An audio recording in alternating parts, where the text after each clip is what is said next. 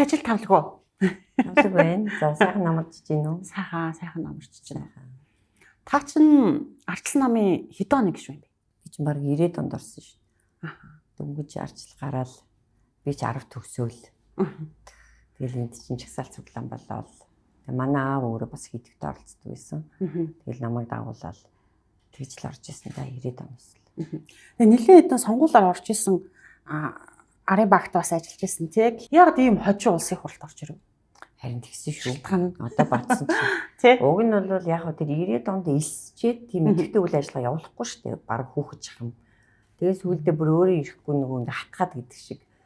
98 99 оны үед бүр намын Монголын үндэсний ард намын шинэ үеийг залуучуудын байгууллага нарийн бичгийн дарга бүр орсон. Тэндээс маш их би бас шинэ үед байсан шүү. Тэгсэн нь муу аны тийш тий. Тэгээд тэндээс аягүй идэвхтэй уг нь үйл ажиллагаа явуулаад тэгээ 2000-аас 2004 онд чинь жинхэнэ энэ намын чинь нөгөө 5 нам нэгтцсэн тий. Намын дарга маргын солих ажиллагаанд аягүй идэвхтэй оролцоод үндэсний зөвлөлт хорооны гишүүн 30 эмэгтэй нэг байсан. Тэгээ яг нэг нөгөө хэлэхэд 2004 онд дэвшигсэн. Одоо энэ чимгэлтэй дөрөгт. Яа тэгвэл одоо манай гэр бүлийн хүн бид хоёр чинь тэр 90-ад оноос одоо тэр шинэ үеийн хавцаанаас танилцаад гэр бүл болчихсон байхгүй юу? Тэгээ манай гэр бүлийн хүн бас бидний нийлдэг нэг реформ гэдэг клуб байгуулад талигаж онмогийн их сайхан гэдэг насварцсан их сайхан гэдэг. Их сайхан гэдэг. Тэгээ бид нар чинь нэг юм клубтэй. Тэгээд яг чингэлтэй дэвшигсэн. Бид гурын нэгийг одоо манай хүн би бас нэг талигаж болцсон манай нэг найз гэдэг Маяурын Ганбаатар гэдэг. Бид гурын нэгийг чингэлтэй дэвшээ гэд 2004 онд. Тэгсэн чинь нөгөө ёстой тийм байхгүй юу одоо мань мэт гэдэг чинь бас арай л хүмүүжлэлтэй үе юм уу? Өөрснийгөө голоод тэгтэл одоо тэр чинь бас улс төр хийгээд 5 6 жил болсон байсан байхгүй юу? Уг нь тэгсэн мөртлөө бас айгүй өөрснийгөө голоод яах одоо тэр өөр хүмүүсийн твшиг бид нар арай болоогүй гэд. Тэгээ хойш суусан шүү. Тэгсэн мөртлөө яг ингэжсэн чинь нөгөө эвсэл болоод тэгсэн чинь нөгөө бидний тэр нөгөө нэлээд сайн ажилтсан чимгэлтэй тойргийн чимгэлтэй дүүргийн тойрогт Эрдэнэ бүрэн гээд одоо улсын хурлын гишүүн ороод ирсэн. Тэгээ бид нэр уг нь нас чицүү. Тийм шүү дээ. Зүсч чицүү гэдэг шиг. Тэгсэн мөртлөө бид нэр дараа нь ингээ Эрдэнэ бүрэн байсан юм чи бид нар вай нотхоны бодоод тэгтээ тий Эрдэнэ бүрэн гаргахын төлөө бид нар явсан. Тэгээ манай хүн бүр менежерийн хийгээ. Тэгээд Эрдэнэ бүрэн гишүүн болгосон шүү дээ уг нь. Тэгээ тэн дээр дэвшээгүй жоох алдаасан. Тэгээ яг тэ 2005 оноос энэ нам чинь ингээ бужигнаалтай 2 хуваагдаад ингээд бас манай нам л болсон ханыг тийм болсон шүү дээ. Тэгээ би чинь яамд ажиллаж байгаа нэг JICA-гийн тэтгэл төлбөрт хамрагдсан чинь тэнцэж таарад тэгээд би ерөнхийдөө явцсан. Яг тэр үед ерөнхийдөө ч улс төрийг яасан өөдгөө юм бэ гэж бодсон л доо. Яг тэгвэл энд бид нэр ялуулах гэж хөтлийн ажиллаад яг ялмагц шал өөр хүмүүс ирээд тэгээ өөр хүмүүстэй 8 тохироо яриад тэгээд ерөнхий сайдад болоо явчихсан мөлий. Тэгээд залууч хийсний хэлгүй шаардлагад ерөнхийдөө жоохон улс төрөөс холдсон. Тэгээ би чинь Японд сургууль төгсөөд ирэх ойгоор нам амчаас алдсан. Тэгээд ирээд буцаад улс төрд ороогүй байхгүй. Хоёроо бизнес 8 гэдэг манай хүү тэгдэн тэр шиг бизнес 8 юм хийгээл машин тэр оруулж ирээл. За зарж мараал сүт хийдэг л шүү. Зүг. Тэгээ яагаад буцаад улс төр рүү орох болов?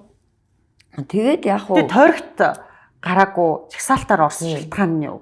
Тэгээд явж байгаад яг уу буцаад нөгөө гадаад яманд ороод судалгааны төвийн дэд цагтлаар ороод тэгэнгүүт чинь тэр төвийг чинь татан буулгаад тэгэнгүүт нь шалгалт өгөөд би чи хөшөрсөн хойно гадаад яманд дипломат болж орсон шүү дээ. Тэгж жагаад орцсон хойно нэг сонирхолгүй би чи одоо төдийн нас нь тэгээд төрийн албанд ингээд бүр доод шатнаас нь эхлээд ажиллах жоохон сонирхолгүй санагдсан л да нэг үг ярихад 40 гарцсан шахуу юм чи. Тэгээд улсын их хурлын тамийн газар нэг сэлгээгээр ажиллаад за тамийн газар нь арай өөр юм уу да гэд. Тэгээд тэнд 3 жил ажиллах явцдаа эргээд нөгөө улс төрийн амбиц хөдлөөд тэгээд ерөөсө буцаад улс төрд ордог баатар болоод тэгэнгүүт чи нөгөө сим хийчихсэн гэр минь сэгсгэрчсэн ээж минь гэдэг шиг нөгөө үжил баримтлал хаа одох уу. Тэгээд яг хуу ороод 20 онд дэвшгийг бол санаарсан 2020 онд. Гэхдээ тэр бол нэгдүгээрт ялахгүй ч бас тодорхой байсан л та. Намын рейтинг маш муу байсан учраас ороод нэмэргүй гэж мэдсэн, дэвшүүлээчгүй. За тэгээд сүүлийн 5 жил маш идэвхтэй үйл ажиллагаа явуулж агаад одоо ийм тэ пропорционал элемент орж байгаа учраас би бол одоо листэнд орно гэдэг санал хүсэлтэд бол эртнээс илэрхийлсэн. Тэгтээ зүгээр ээж болохгүй намдаа ямар ч гэсэн хувь нэмэр оруулах хэрэгтэй гэд ямар ч гэсэн сүүлийн 5 жил биш үл идэх сэтгэл гаргасан. Тэгж байгаа чагсаалтанд орсон л доо. Одоо бол одоо 28 он. тий сонгогчдын итгэлийг авах нь чухал шүү дээ тий мэдээж одоо юу хийх ёстой, юу хийж чадах уу гэдгээ ямар ч гэсэн энэ 4 жилийн хугацаанд бол харуулна. Тэгээд тойргоор манай намын дүрм чагсаалтад орсон хүмүүс буцаад чагсаалтад орно гэсэн дүрм гарсан ч би бол орохгүй. Тойргоор шудраг байх хэрэгтэй тий тойргоос гарна. Та сая намынхаа дарга дүрсэлдсэн анхны эмэгтэй байсан уу? Тэгсэн. Тий? Тэгээд одоо таныг тодорхой тоогоор ингээд зөрүү гарчлаа шүү дээ. Тэнгүүд дараагийн удаа санал хураалт явуулахад бол угаасаа ойлгомжтой байсан учраас татгалцсан гэж би бол ойлгосон. Тэгэхээр тэр таныг сонгоогүй нь бас нөгөө талаараа нэг эмэгтэй хүнийг улс төрийн орчинд шүү дээ. Тэгээ манайх бол нийгэмд бол харцсангүй гайгүй. Улс төрийн орчинд эмэгтэй хүмүүсийг дорд үзэх нэг тийм хуушинсаг хандлага танаа намд илэрсний улмаас тэр санал тутсан уу гэж би анзаарсан. Та юу гэж бодож байна? Яг хуу ганц хүчин зүйл биш л дээ. Хэд хэдэн хүчин зүйлсийн улмаас мэдээж сонгогдож чадаагүй. За нэг нь бол яг өөрийн чинь саяны хэлж байгаа шалтгаан байхыг үүсэхгүй. Ерөнхийдөө Монголд бол бас тэр суурь нь бэлтгэдэг баг шиг байна. Тэр суурийг чи бэлтгэх гэж бас дэвшлээ. Тэгээ том намд бол бас эмэгтэй хүн нэр дэвших нь бол асуудал биш тий гэдгийг одоо нэг талаасаа бас харуулад дэвшсэн. Нөгөө талаас нь мэдээж бэлтгэл ажилтаа аливаа сонгуульч заавалч бэлтгэл ажил шаарддаг. Тэгэхээр бэлтгэл ажлыг бол бас мэдээж хангалттай хугацаанд хийж амжаагүй. Ерөнхийдөө яг зарлагын тодорхой бол 7-оос баг 10 хоногийн хооронд л одоо сурталчилгаа гэх юм уу те ингээд ажилласан. Тэгээ мэдээж тэр бол огтын хангалтгүй байсан л да. Нөгөө төгөөр тэр бол яг үнэн. Тэртэргүй одоо үнэмлэхээ олгох зөвтгөлийг дэмжсэн 62-3% гарсан учраас бид 3-ын санал над дээр ирээд ч тий нэмэргүй учраас бүгд юугаа татсан шүү дээ. Нэрээ татсан. Тэгэхээр тэрийг бол бас л мушгин гуйлаар тохирлоо хинтээ ямар юмаа тавьчихвал тий. Монгол ардын намс шиг хоёулаа үлдэнгээд нэгийг болиолонгуудаа ганцаарн дээр нь санал явуучих. Тэгүүлэх гэдээсэн байхгүй юу. Тэгээд тийм марзын юм хийгээ явах гэж одоо тэгээд бид гурав чинь соёлтой нэрээ татаад ажил хүсээд тэгээд өнгөрсөн. Одоо танай Арслан намын бүлэг улсын хурлын даргын асуудлыг шийдтэл чуулганы уралдаанд суухгүй гэдэг нэг мэдээлэл гаргалаа шүү дээ. Гэхдээ танах бол одоо чуулганд сууха боллоо гэхэд төдийлж ин дарахгүй. Тэгэхээр энэ одоо хэр оновчтой улс төр гэж таарж байна. Ер нь энэ чинь хуулиараа зөвшөөрсөн байхгүй юу? Гэхдээ манай намын энэ удаагийн тэр завсарлага аваад цаашид яах ёстой байсан бэ гэдэг нь бол зөвхөн спикер буюу улсын хурлын дарга амар ясгалан хурал удирдах аваас оролцохгүй. Цаана 2 дэд дарга байгаа. Тэр 2 дэд дарга хурлаа удирдаад явж байхад асуудал байхгүй. Бид нэр оролцоод явна. Маш их ялгаатай байгааз. Яг тэгэхээр маш тийм ноцтой шахам асуудлуудад нэр холбогдоод явж байгаа учраас хууль зүйн бус юм а гэхэд ёс суртахууны эрх байхгүй гэж үзэж байгаа шүү дээ. Хүмүүс дахиад мушгаал те шүүхээр гин буруу тогтоогдоогүй байхад Арслан намынхаа ингэж бойкот хийлээгээд үгүй байхгүй. Бид нэр энэ хүн гин тэрийг үйлдэлсэн учир гэж хэлээгөө. Нэр холбогдсон учир ёс суртахууны эрхгүй. Өтөр түргэн нэрээ цэвэрлээд аль хэрвээ одоо хилмигдүүлж байгаа бол айсбөгөөс хэрвээ үнэн бол одоо яадаг мэдэхгүй те харилцаа хүлээх гэсэн ийм л шаардлага тавьж байгаа. Ер нь энэ Монгол ардын нам дотор өрнөж байгаа энэ асуудал зөвхөн Монгол ардын намын асуудал биш болоотглоо л да. Энэ бол одоо улсын асуудал болоотглоо тий. Тэгэхээр улс төрч хүний хувьд сөрөг хүчинд чинь болж байгаа энэ асуудлыг ер нь юу гэж харж байна? Мэдээж Монгол ардын намын удирдлагын асуудал яригдж байгаа тий. Тэгэхээр энэ удирдлага нь өөрөө түүгээрээ одоо сул гишүүн ч юм уу сул улсын хурлын гишүүн сул сайд байгаад намын дарга болсон бол тэдний асуудал. Гэтэл энэ чинь төрийн 3 өндөрлөгийн 1 үндэсний аюулгүй байдлын зөвлөлийн гишүүн хүн шүү дээ спикер. Тэгэхээр энэ бол намын даргын асуудал биш. Энэ бол төрийн асуудал. Бүр төр төрдөө үндэсний аюулгүй байдалтай холбоотой тэг гишүүн хүний асуудал байхгүй. Тийм учраас энэ бол төрийн асуудал гэдэг нь энэ утгаараа байгаа юм. Хоёрдугаар сонгуул ер нь яах гэж хийдэг юм те. Нам ялах гэж л хийдэг шүү дээ. Улс төрийн нам бол сонгуульд ялах цорын ганц зорилготой шүү дээ баг. Тэгээ тэрнийхээ төлөө ингээд ялсан. Тэгээ ялсан учраас засаглал та. Тэнгүүд энийг дахиад мушгингуулад энэ одоо пропорционал элемент бүхий холимог тогтолцоо нь ерөөсөө л эвсэж явах хэрэгтэй юм шиг ингэж хүмүүсийн тархийг бас угаагаад байгаа юм л да. Үгүй л дээ. Барууны бусад ийм тогтолцоотой улсууд болохоор хинэн ч олох болдоггүй учраас эвсэд идэг штэ. Тэгэнгүүт одоо нэг парадокс болоод байна юм. Ингээд та нар найшралда та нар гүүгээр чадахгүй нь гэдгүй би бүр гайхаад байгаа байхгүй юу. Тийм ч одоо юу гэсэн үг юм бэ те. Ингээд савсал хийвэл ингээд нөгөө намаа загнажидэг. Та нар ингээд хуралдаа суугаач гэдэг юм. Гэхдээ бид нар чадна алан болно гэдэг энэ чинь сонгогдоод 68 суудлаа авчаад нэг завсарлага авахаар зүгээр ерөөсөө та нар найшруулж игээд гуйхаа би өөр гайхаад байгаа байхгүй юу. Одоо тэгээд нэг дангаараа засаглахаар засаглаж чадах. Та нар найшруулж бид нар чадахгүй. Хурлаа хийхээр та нар найшруулж игээд хурлаа ерөөсөө чадахгүй нам болсон юм шүү. Ямар ч чадахгүй нам нь харагдаад байгаа байхгүй юу. Ийм юм бол ялхаа боль. Тэгээ эдгээр чи зүгээр ч ялдаггүй шүү дээ. Дандаа маш их мапа хийж ялдаг нам байхгүй юу. Тий. За наатан дээр чи надад асуулт байгаа. Таны бичсэн нөгөө клиентилизмтэй холбоотой нийтлэг чинь бас уншсан. Тэгэхээр их эвгүй. Энэ бол яг төрийн асуудал боллоо. Артлан намын одоо хөөхий хажууд хөөхий энэ том намын зодооны хажууд чихрийн цаазал байсан юм байна. Эднийх ч өстө жинхэнэ цус үзье гэдээ арчдаг улсууд юм биш тоорондоо. Яа тэгэхээр төрд маш олон жил эднэр төрийн өндөр дэд албан тушаалуудыг хашсан учраас энэний ард дээр дандаа булхаа луур авилга явж исэн л байж таарж штэ. Тэгээ ингээд харилцсан барьцаатай болсон тий. Харилцсан ингээд нэг нээтгэнд оролцсон учраас ингээд байнгын юм жунгаарлцсан. Тэгээ тогтмол бас одоо өмхирдгийн адил тий ингээд хит олон жил дангаараа засаглахыг чи харгай одоо л гарч ийн л та. Тэгээ дахиад үргэлжлүүлээ манайхыг ингээд бөөрөндө хатгаж явах гэдэг байгаа байхгүй цаашаа. Танахыг татна гэсэнс энэ одоо тэгээд одоо ингээд энэ хിവэрээ ингээд яваад авах юм бол төсвөө хилцэж чадахгүй хүрэх нэ. Төсвөө хилцэж чадахгүй хүрэх юм бол заасан хугацаанд бас амжихгүй хүрэх нэ. Заасан хугацаанд амжихгүй байх юм бол улсын хуралд тарах уу гэд нэг дахиад ийм нэг асуудал үүслээ. Энэ бараг л ингээд төрийн засаглалын хямралын түвшинд хүрдлээ л дээ. Тэгсэн засаглалын хямралд бол хурж байна. Гэхдээ дахиад мушгингуйл 11 сарын 15-ны төсвөө батлах ёстой. Гэхдээ батлахгүй бол улсын хуралд харна гэсэн ямар ч хуулийн заалт байхгүй. Ерөөсөө байхгүй. Баталж чадахгүй бол яана гэж хуулийн дээр юу гэж заасан бэ гэвэл өнгөрсөн оныхоо төсөөр цаашаа үргэлжлүүлэл явна гэсэн. Мушгингуйл нэг айдас үүсгэж байгаа бас нэг хэлбэр юм байна тийм. Тий. Айдас үүсгээд нь шүү дээ. Дандаа манипуляц хийж шүү дээ. Дандаа манипуляц, дандаа тарих угааж байна. Тэгэд ерөөсөө нөгөө иргэд чинь тэр бүр нягтлахгүй. Тэгэл ерөөсөө хин юу гэж хэлнэ нэг олонд таалагддаг хүн олонний хэлээр нь ингээл ярьлаа л бол тэр бол ерөөсөө түмэн үнэн мэт ойлгоод явчихж байгаа. Та жагсаалын үеэр оюун эрднийг огцрох ёстой гэж үзэж жагсаалыг дэмжиж намайг лавдаг жагсаал дээр очуулганд л та байж байсан тийм ээ. Тэгэхээр одоо ч ингээд амар уйсгалан оюун эрдэнэ хоёр одоо нэг зоосны хоёр тал гэдгийг өөрсдөө бол илэрхийлсэн тий. Тэгэхээр ингээд бодох юм бол та зандар штрийн талд уу? Би бол тэр энэний талд гэх юм байхгүй. Би зандар штрийн ерөнхий сайдыг огт танихгүй. Огт танихгүй? Танихгүй шүү дээ.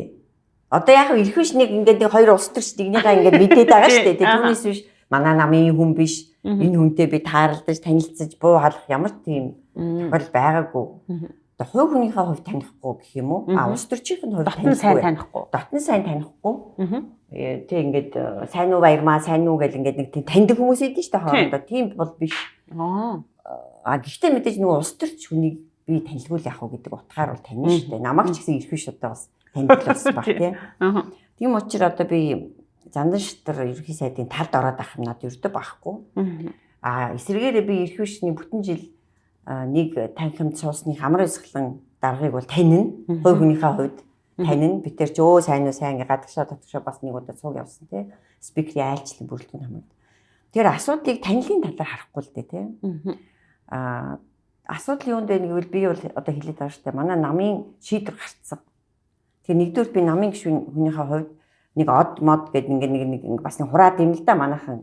Тэгээ тэр зарчмынхаа дагуу бараг 100% шахам улс төрийн зөвлөлөөс шийдвэр гараад за ийм байдлаар цаашаа явна гэд үүрэг өгсөн. Тэгэхээр би тэр зарчмыг одоо дагахаас үзэн байхгүй. Тэгээд хоёрдугаар би тэр зарчмыг бас зөв гэж бодож байна. Энэ улсын хурлын дарга маань одоо нэрээ цэвэрлээд хүрээд ирлээ л гэсэн асуудал тий. Нөгөө төгөр нөө төсөв чинь бас одоо алдагдaltaй байна. Алдагдaltaгүй болгоод оруулаад ирээ. Энд чи бас зарчмын шаардлага байхгүй. Тэгэхээр алдагдaltaгүй болгоод оруулаад ирлээ зандан шатар ерөнхийсээ. Нодлон бол чухам хүү хизээч алдагдaltaгүй төсөв гэж байхгүй. Дэлхийд байхгүй гэл мань мэтийг барьж идчих гэлээсэн. Тэгэл эцсүүлдээ үнэн ялаад алдагдaltaгүй төсөв оруулаад ирсэн. Тэгэхээр энэ жилээр дахиад оруулж ирэх бүрэн боломжтой. Хаврын засгийн газар огцрох хэсэг асуудал дээр таныг нэлээ их одоо дайрч давшилж мөн олон янзаар боргосон да тийм ээ. За бүр гэр бүл рүү ч хүртэл орсон тий. Одоо нөгөө оюун эрдэнэ хүүгийнх нь багшч билүү АТГ тоондол гаргаад АТГ хүртэл таныг шалгасан тий. Одоо дахиад засгийн газар Монгол Ардын намын асуудал ярьж байгаа. Дахиад та яригдаад байна. Яагаад? Үгүй яг энэ ч ерөөсөө айгүй тодорхой юм биш. Би тэнд нэг үг хэллээ. Шууд маргааш нь ингээд ерөөсөө хөдөлгөөн дээр л ажиллагаа эхлээд би дэвсүүлдэггүй. Би ч одоо би муу тий очиж над дээр одоо ямар амир их ажиллагаа хийдیں۔ Ингээд сүүлийн үед бас өөрийгөө бүр гайхаад байгаа. Би тэр баяр цогтоо энэ төргээд нөгөө анхаарч хэлсний тэр чи 5 дахь жуулган байсан шүү дээ. Хагасаа өдөр нь гараад сурвалжлага авсан байдаг шүү хүмүүсээс. Өчигдрийн үйл явцын талаар та юу гэж бодож байна гэдэг бүр айгүй ажиллагаа гэдгсэн чи ёстой муухай тэр баярмаа яаж чадж байна манай оюун ерөнхийсээ гэдэг. Би ер нь уг нь яг яасан тий. Би эцээс үнэл хийсэн байл л да. Одоо эргээд харахад та вакуумжаад байгаа шүү тий. Та ер нь вакуумжаад байгаа биш үү гэдэг үгийг одоо хүн болгон хэлж шít. Хитрхи вакуумчнаасаа болоод огцсон. Би уг нь ягаад ч болохгүй хөөрхий тий. Чинь маргааш нь шууд хүмүүсээс яриа аваа явж. Миний буруу болгоод яриа авч байгаа байхгүй юу. За тэгэл нэгт өдрөөс нь битүү. Нөгөө сошиалууд чинь зүгээр ингээд амьд үгсэн хамаагүй троллууд ажиллаад ингээд пүү амар юм бэлээ тэр чинь.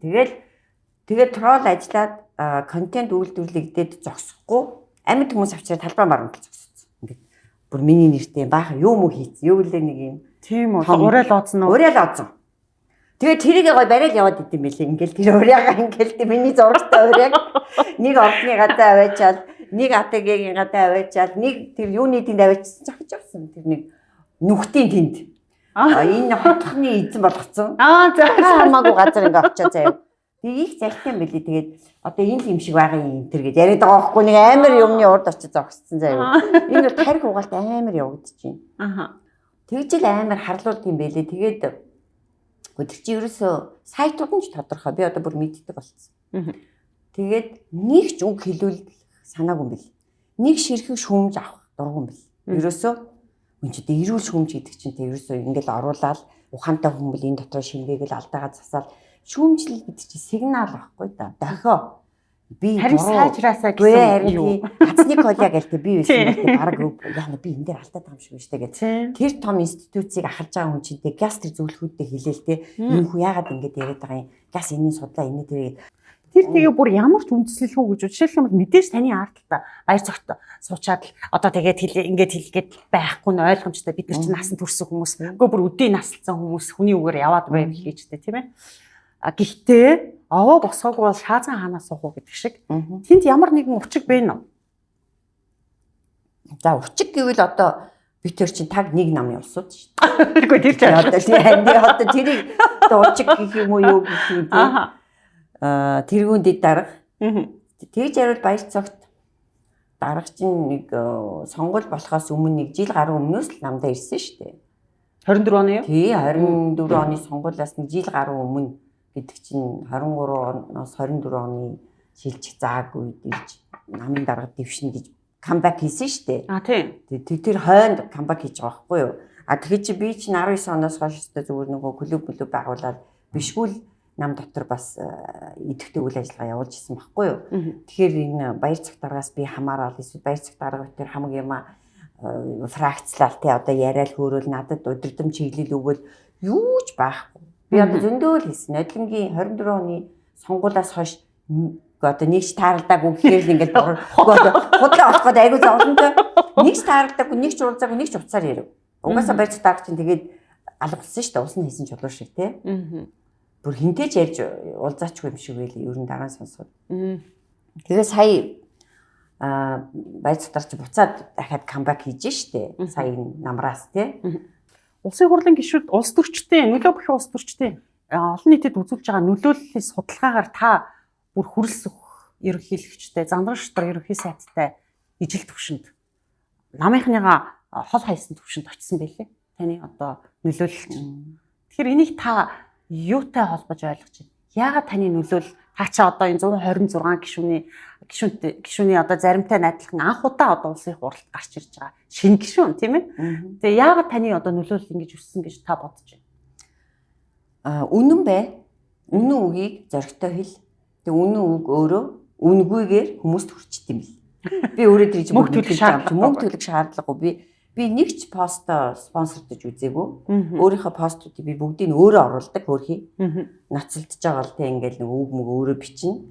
Тэгээд тэр үг нь яг та магадгүй үнэн байдаг учраас хүмүүст хүрдэг юм болов уу гэж би боддоо. Ер нь зунаас ахуулаад, нодлон зунаас ахуулаад би жишээлбэл ерөнхий сайдыг шүүмжилсэн юм л да. Зоргийн хэрэгээс боллооч гээл те дандаа нэг тийм зоргийн хэргийг яриад те. Эсвэл бол хаа хамаагүй мэдхгүй тэр Америкт гарцсан элбэг дэрж ас боллоо гээл те. Би үнэхээр гайхаад идэг очиж би хилээд идэг байхгүй юу?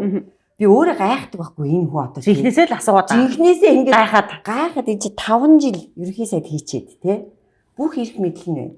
АТГ байна, прокурор, цагдаа, шүүх, хамгийн өндөр төсөв.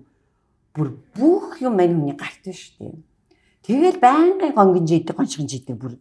Би өөрөө бүр үнэхээр гайхаад байгаа юм чи яасан бүр яастан бэ те. Тэгээ ерөөсө хизээж өөр дээр буруу авахгүй. Тэгээд юу ч хийхгүй. Тэгэл нэг юм үлгэрийн бааtruуд гэдэг шиг юмнууд гаргаж ирчээл нацалтаад идэг. Тэгэл хүмүүс шүмжлэхээр нөгөө урдаа нөгөө ухаан худгийг барьцдаг. Тэгээ ухаан худгийнх нь ард MCS-ийг баяр цагтай холбоод тэгээ нэг ийм хадны манга бий болгоод өөрийн шүмжлэх хүн болгоныг аваачаал тийшээ шууд наагаал шийтчихдэг. Наагаал нэг хонгил үүсгэсэн байгаа байхгүй юу? Тэгээд тэр хонглоор чирдэм байлээ ш бүгдийн. Нэг муухай юм бий болгож энэ чи популизм байхгүй юу? Бүр онлоор сонгодог популизм. Ард түмний дайсан гэж нэг юм бий болгоод тэгээд зохиомжтой бий болгоод тэгээд тэрнтэйгээ байнга нөгөө таалагдахгүй те одоо улс төрчдийгоо өөрийн шүмжилдэг улс төрчдийг аваач наад гэж технологи. Гэхдээ та хаврын чагсаал дээр айсан уу? Айж ийсэн үү? Би нэг очоод та нөхөртөөгөө явж байгаа 2 3 таарсанд би таныг ер нь айдаг байсан болов уу гэж бодоод. Үгүй шүү дээ. Айгаагүй айдгүй шүү. Би юу сайн. Юунаас айх вэ? Та сая үнэн байх гэж ярьлаа шүү дээ. Санд борлын судалгаагаар нэг ийм дүн гарсан байлаа. Нийгэмд шудраг бус нь илүү байна гэж 2014 онд иргэдийн 69.8% нь үзчихсэн гинэ. Тэгсэн чинь энэ тоо 22 онд нэмэгцээр гад 93.1% нь буюу ер нь нийт иргэд манай нийгэм шудраг бус байна гэж үздэг байсан. Тэгэхээр энэ нийгэмд шудраг бусын одоо нийгэмд итгэлцэл гэдэг зүйл огт байхгүй болсон байна гэсэн үг шүү дээ тий. Энэний шалтгааныг та юу гэж харж байна? Энэ дээрээсээ юу, доороосоо юу? Дээрээс шүү дээ. Одоо арга байхгүй итгэлцэл байхгүй тий. Тэгээ эн чинь бүр төр дэтгэх итгэл байхгүй болсороо сүлдээ апати буюу цөхрөл төрдөг. Цөхрөл. Одоо бараг тэ наа чи цөхрөл рүү орцсон л явж байгаа. Тэгээ цөхрөл төрөхээр нийгэмд эмх замбраагүй байдал бий бол нөгөө балбадах буюу Непалд асуудал үүснэ. Тэгэхээр энэний буруу бол одоо ерөөсөө одоо бид нар да одоо би юу гэж хэлэхдээ улс төрчид энэ төрийн шийдвэр бодлогыг тодорхойлж байгаа хүмүүс буруу авч явж штэ энэ улсыг. Тэгээ айлаар бол ээж аавны арга ирээ авч явж чадахгүй. Хэдэн хүүхдүүд нь үлссэн сангацсан 30 хоноргүй хөргөч нь хоосон. Ийм л байдалтай авч яваад байна л гэсэн үг шүү дээ. Тэр чинь нэг олон хүүхдтэй айл бол нэг хүүхдүүд нэг ээж авдар нэг гомдноо тэг хөрх хамт бус айлын хүүхдүүдтэй харьцуулаад энэ тэр яг тийм байдалтай л байгаа.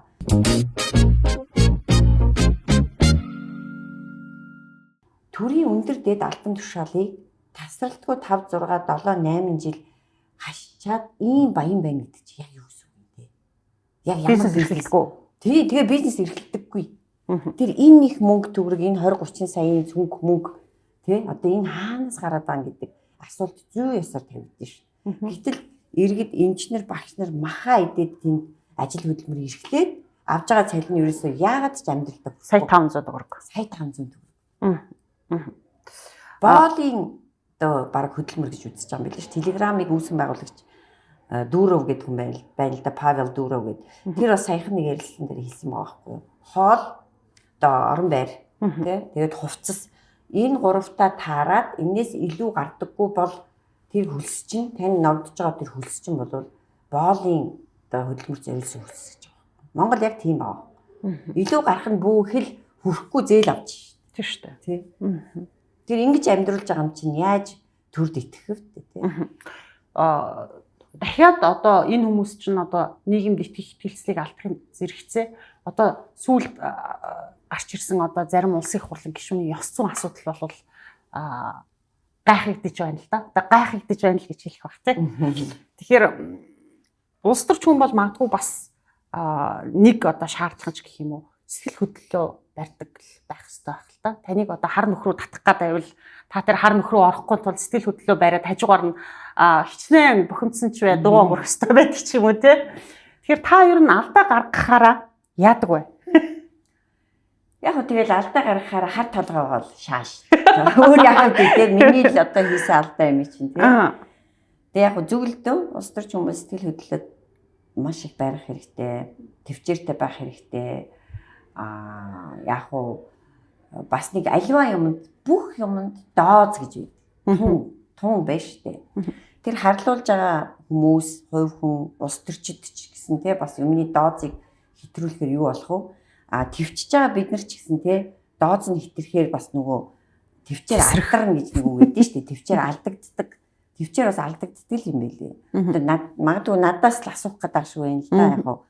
Жишээлбэл засаг огцруулахаас ахуулаад эн чинь гадна дотны хар шар пиодлууд гэдэг шиг те ч одоо гаднаас л ингээл намайг чи бөмбөгдөөд идэг хүн амьд хүн трол контент улсын хурлаасаа гişүүднээс зарим нэгэн гişүүд бөмбөгдөөд байгаа юм чи бүр үг хэлэх болгондоо одоо миний нэрийг хэлээл те хавраас хойш байхгүй юу.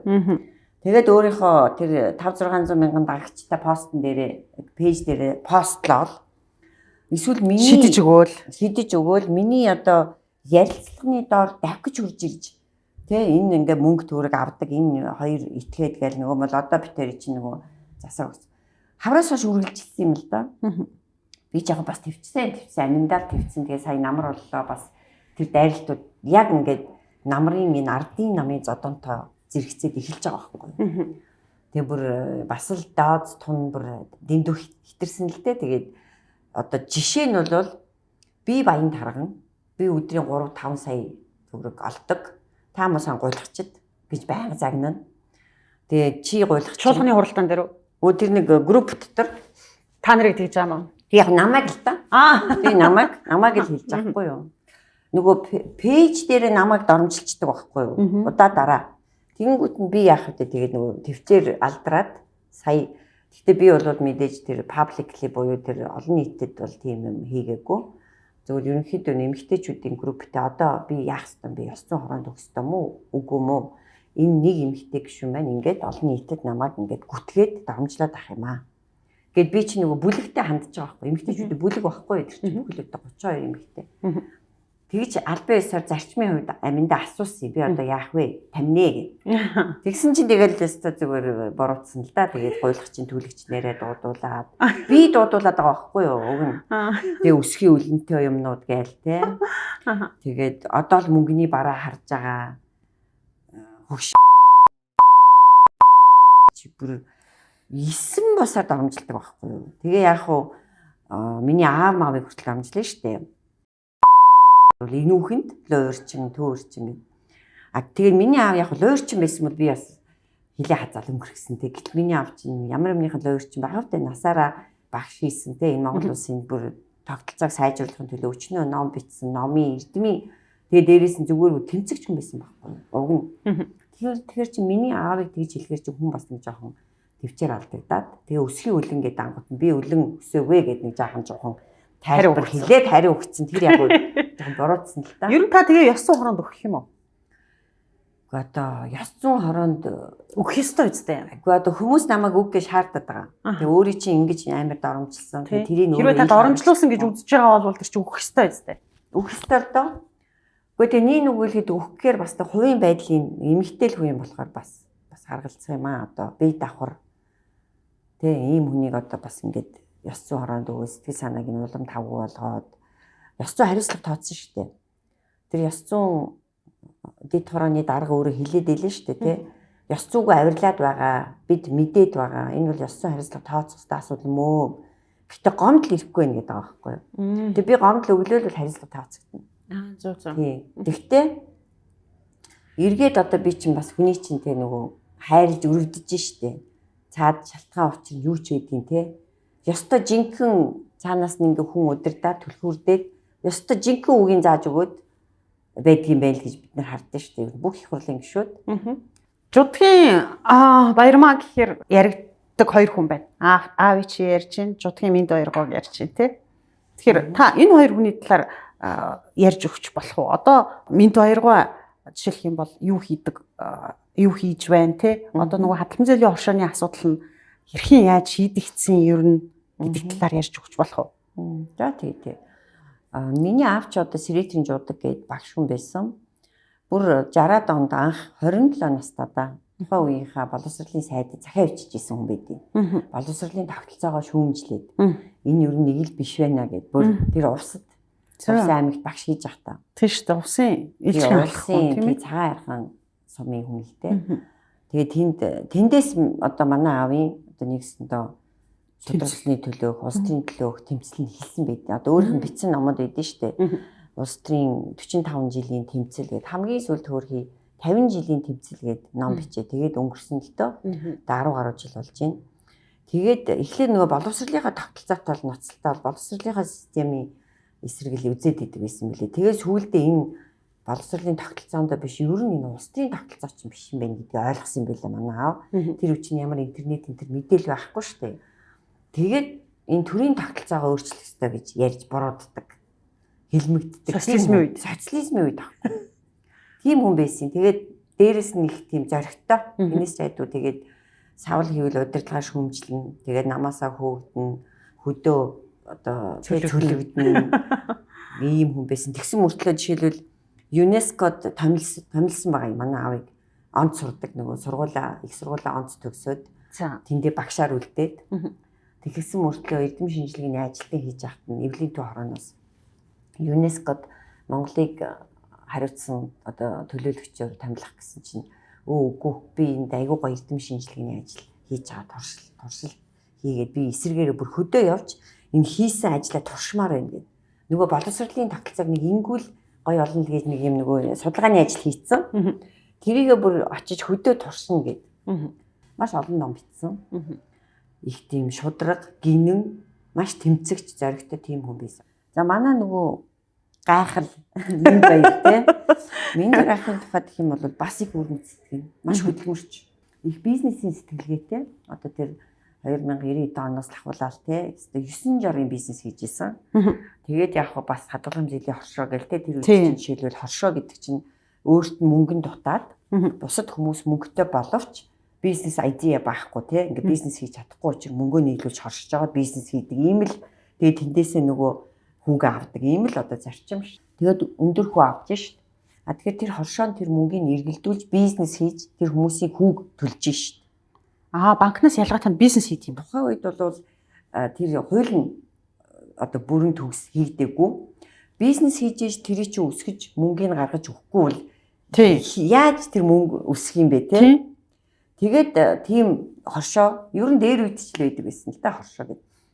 Тийм л юм хийжсэн. Тэгээд тэр үед чинь юу яасан? Монгол улсад нөгөө Морита тоглоом хууль ясных байлаа шүү дээ.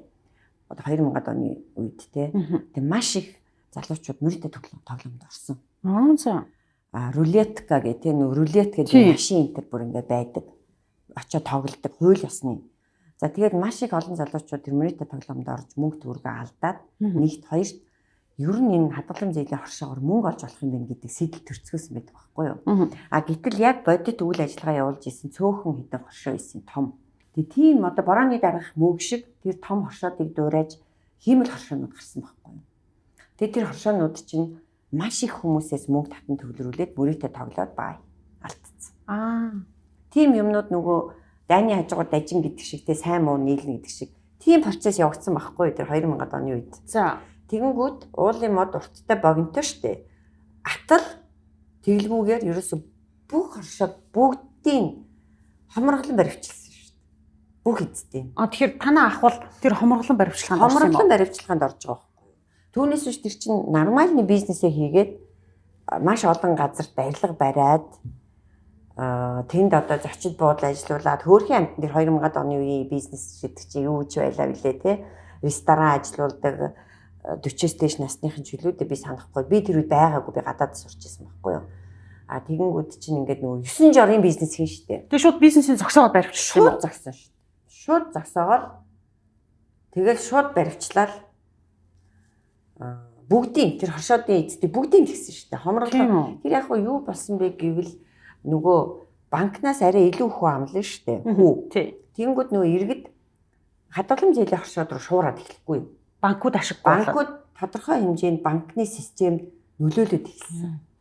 Тэгэнгүүт бүр тэр үеийн одоо банкны нэг газрын дарга одонгой илүү дээ нэг хүн сэрүүлэг сонин дээр биччихсэн байдаг байхгүй юу.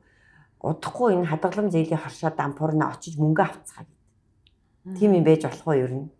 Болохгүй шүү дээ тий. Хориотой байхгүй юу ер нь банкны юм мөнгөтэй холбоотой санхүүгийн бизнес дээр бол тийм одоо хуурамч төгшөр үүсгэх. Төгшөр тийм хуурамч төгшөр үүсгээд тэгэл ерөөсөө нөгөө иргэд чинь зүгээр ерөөсөө бичгэнэлдэл нөгөө мөнгө авах гал ингээл ерөөсөө оочрлаад хитэн өдөр оочрлж тэр нийтлээс болоод оо тэрнээс болоод тэр ярилцлагаас болоод би тэр ярилцлагыг уншсан л да дараа нь гадаадаа сурч байгаа дээрээ. Тэгэхээр танаа ах бол цэвэр хилмигцэн гэж та үзэж байна уу? Яг хөө би төдийгүй яг нөгөө хуульч тэгж үзтээ. Өөрснөө. Тийм үү. Тий. Тэгээ ямар хэдий хугацааны ял авсан юм? 10 жил шүү. Тийм үү? Тийм шүү дээ. Тэг 10 жил суусан юм уу? 9 жил суусан. Ямар амар юм те. Тэгэл ерөөсөө нөгөө хойд солонгосоос хүмүүс ороод ирсэн байсан. Барилгачид газраа авцсан, бараг барилгаа барьж ах явцсан. Тэгэл ерөөсөө шүн нөгөө офис дээрээ workaholic гэдэг шиг тийм амар хүн байхгүй юм манай минь. Тэгээ шууд ажил дээрээс нь баривчлал эхнэр мэхнэр тэр нягтлын яба бүр хуугаар нь баривчлал байгаа юмсан. За тэгээд тэр хоршоон дээр их онцлог нь тэр манай минь дөрийн хоршооны 900 гаруй хүн байт юм билээ. Тэр чинь бол хохирогчд биш байхгүй юу? Гэрээ байгуулж иргэний хилцэл шүү дээ. Тэр чинь одоо чи ингээд хоорондоо мөнгө зээлж авна гэдэг чинь иргэний гэрээ тийм үү? Тэгээд тэр хоршоонд мөнгөө хадгалуулсан байсан иргэдийг бүгдийн зарын дагуу цуглуулж хохирогч болгосон шүү дээ. Хүүгээ аваад явж исэн хүмүүсийг бүгдийн ташраар нь дуудаад хохирогч болгоод цагдаа дээр бүртгээд бүр хөдөө орон нутгаас цагдаа нарыг татаад бүр ингээд тэр чинь ажиллагаа явагдсан байхгүй. Төрөөс хийсэн дээрэм шахан байхгүй.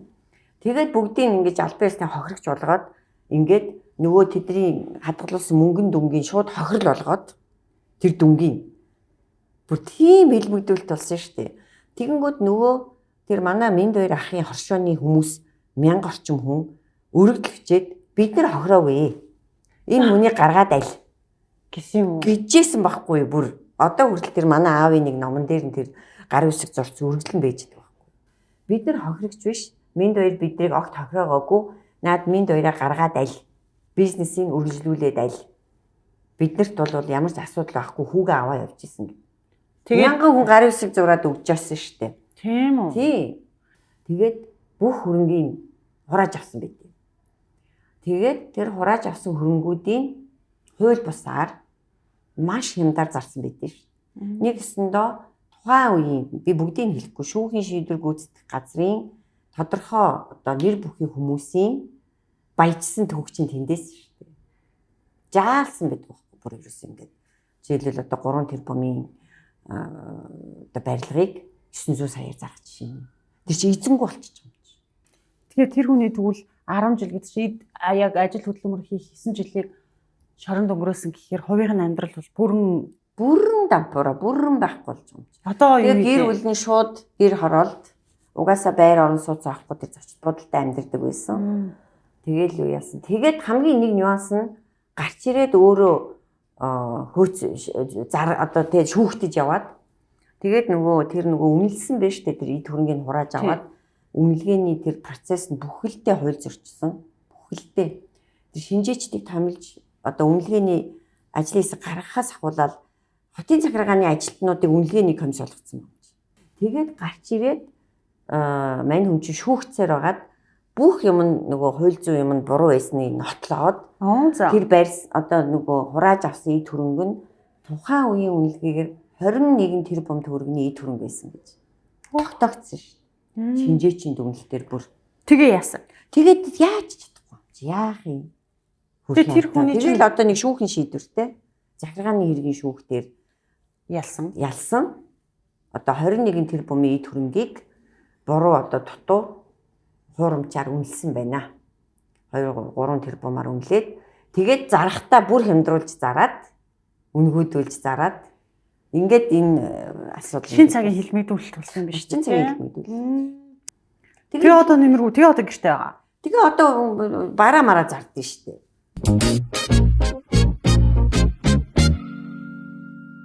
Нөгөө нүүрсийг шалгах ажлын хэсэг чинь хэдэн гишүүн болсон? 14. За хөөрхөн. Хэдэн гишүүн болох хэвээр? 32 болох хэвээр. Талдаа орсон ба шүү дээ, тий баргалж. Тэгээд яагаад энийг шалгая гэж бодов? Мэдээж ингээл нүүрстэй холбоотой зөндөө олон хэрэгүүд яригдсан болохоор гэсэн баг тий. Тэгээд та энэ шалгалтаар Монгол улсын төсөвт ч юм уу айлсгүй бол одоо ямар нэгэн байдлаар үр дүн гарна гэж найдаж байна уу? Найдаж байна. Мэдээж маш их яригдж байна тий. Хүмүүс шүглүүлсэн. Дээрээс нь улсын хурлын гишүүдэд аль биесны бичиг ирсэн. Энийг асууж сургалж тогтоож өгөөч гэдэг.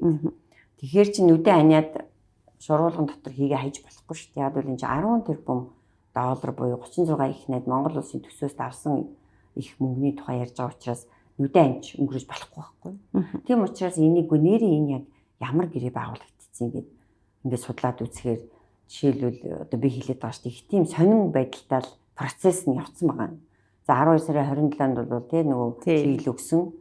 Тэгээд хамгийн гол нь чуулган завсралцсны дараа байнгын хороонууд хуралдаж 2 байнгын хороогоор тэр хилцээрийн төслийн хилцсэн байгаа. Бусад гişүүд мэдэхгүй байхгүй, мэдэх арга байхгүй. Тэгэнгүүтээ 3 сарын 27-нд нөгөө хилцээрээ сойрхон батлуулсан. Тэгэхээр бидний мэдэхгүй байх нь аргагүй. Тэр бүхэл тухайн сайд өөрөө хүртэл би бараг хүртэл мэдэхгүй. Тэгээ хэдэн доллараар ямар гэрээ байгуулсныг тэр бол компани асуудал гэж хэлээд байгаа байхгүй юу. Гэтэл компани өөрөө улсын компани шүү дээ. Нөгөө төрийн өмчит компани гэдэг шиг. Тэгэхээр улсын юм гэж байхгүй шүү дээ. Тэр тусмаа байгалийн баялаг бол үндсэн хуулиар заасан тий. Арт түмний өмчөө гэд. Тэгэхээр чиний арт түмэн маань өөрснөө бидний өмчийг юу хэдэн доллараар яаж зарсан болоо гэдгийг мэдэх эрхтэй. Тэгээ тэр эрхийг нь л олох гэж байгаа юм. Тэгэнгүүт нөгөө нүүрсний гэрээ чинь нууцлсан. Найл. Нөгөө аптек гэрэл болчихж байгаа байхгүй да нэгсэн. Тэгээ урт хугацааны. Тий. Тэгэнгүүт чинь хэдэн төгрөгөөр зарах гэдэг юм гэхээр мэдэх хүн байхгүй. Яг юм шиг юм яриад байгаа байхгүй. Тэр Б-ийн хоёрын тэр нодлон уржингийн сонсголоор хийсэн юм дээр чинь би бүр бүгдийг ингээд одоо нөхөж үзэж штэ. Тэгэнгүүт үнэ яаж тогтоосон гэд нэг ингээд асуудаг штэ. Инхүү нэг дээр гişгтэй ингээд амар асуусан байл штэ. Тэгснээ өөрөө яриад ийлээ штэ. Бирээс олж мэдчих чадаагүй. Тэнд нэг Сэрэгжаан гэдэг хүн байт юм байна. Тэрнээс өөр хинч мэдэхгүй. Тэр нь өөрөө бас мэдэхгүй. Тэгэхээр айгүй нэг тийм аим шиг кино шиг яриад ирлээ шүү дээ. Тэгээ яг тэр аргачлал нь юу юм гэд тэрөөсөө хэлдэг. Тэгээ нөгөөдүүл нь ийм үнээр авъя гэд өндөр үнэ хэлээд байхад үгүй ийм үнээр авна гэд доогор өгсөн байгаад байдаг. Гээд байгаа байхгүй юу? Одоо тэр инх хоёр яриад нь шүү дээ. Тэр бүхэл тэр Б-ийн хоёр чинь бүр ийм юу үзүүлээд ирлээ шүү дээ. Нэг ийм гэрээ альбан бичиг маягийн юм. Тийм. Тэрийг би одоо юу гэж ойлгосон гэхээр Гамбат гээд хуучин эд томтлогоон бет байсан хүн нийл бичиг юм билээ шүү дээ. Тухайн үеийн засгийн газар хэрэг хэрэглэх одоогийн спикер амар эслэнд бичсэн бичиг.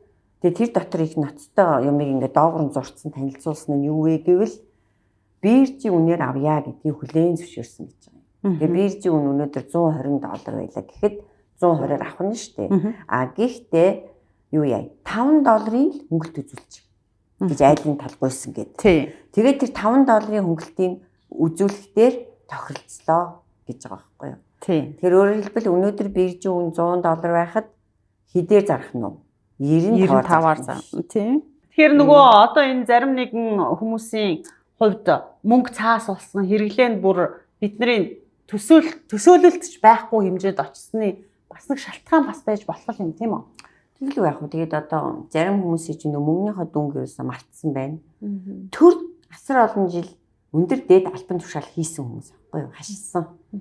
Энэ хүмүүстэйгээ л ноцолдолтой тий. Одоо мантай ноцолдоо намайг атаа гэд шалгуулад ах юм. Би хизээч түрүү өндөр дээд албан тушаал хашиж байгаагүй. Тэгэхээр намайг үзүүлээд юу ч гарахгүй шүү дээ. Хөөхий атаа гэж чинь тогтооцсон шүү дээ. Би чи айгуу сандраал айгуу ингээл тогтоолохгүй бас тэр хүн тэндээ юм өгөхгүйсэн чинь мань шиг амттий чи аль хэзээ 2 хоногийн дотор тогтоочт юм билээ шүү дээ. Нэг тогтоод годох юм байхгүй байхгүй юу? Өөрхий бүх юм нийлтэй. Тэгээ балдуушныхын 50 байр байх вэ? Тэр чи бүгдийг ингээ гаргаад би өөрөө анзаарахгүй байсан чи ийм Монголиа дээр бэж идэм билээ шүү. Тийм шүү дээ. Тийм. За тэгээд тэр нүүрсний 10 тэрбумын асуудал нэг тийшээ танаа 32 хүн 126-аас 32 гэж уулан бас болчмаар л юм байна тий. Үнэн тогтоогдосоо. Тийм ээ. Улсын хурлын төвшин чалгана гэхэр чинь нэлээд хариуцлагатай өндөр төвшин чалах болов гэж найдаж байна.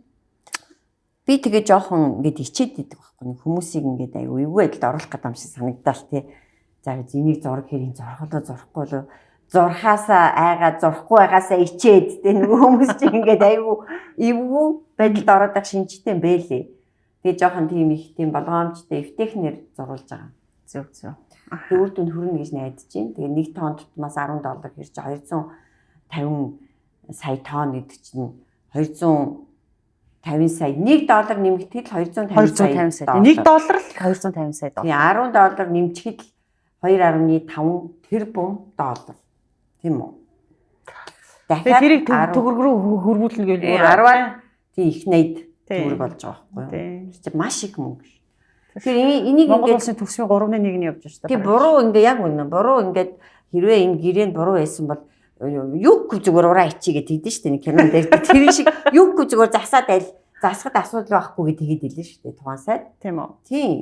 Тэгэхээр би тэрийг бас олзуурхаад байгаа. Нэрээ те үнэхээр $50 хийсэн байвал засах боломж нь байгаа юм байна. Тэгвэл ард иргэдэд ноогдох үнэл нэмэгдэх юм байл гэж бодох юм да. За баярлалаа, амжилт хүсье. За баярлалаа гэж хэлсэн. За өнөөдрийн ярилцлаганд улсын хурлын гишүүн баярмаар оролцлоо. Баярлалаа. Баяртай.